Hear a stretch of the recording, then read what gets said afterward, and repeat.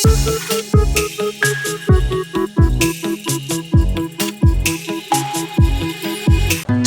तमाम पाकिस्तानियों का पसंदीदा तरीन मशरूब है और आमतौर पर थकावट या नींद का गलबा दूर करने के अलावा मुल्क भर में चाय मेहमानों को मशरूब के तौर पर पेश करने के लिए भी इस्तेमाल की जाती है।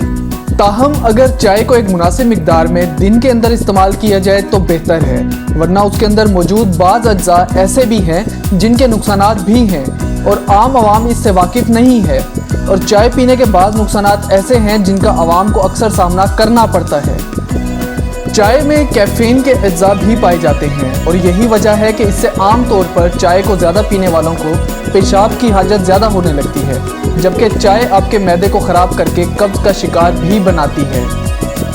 कब्ज़ की शिकायत चाय में एक और मुज़र सेहत केमिकल थीमोफेलाइन भी पाया जाता है और इसकी ज़ायद मिकदार हाजमे की खराबी का सबब बनती है, जिससे कोई भी इंसान कब्ज़ के मर्ज़ का शिकार होता है।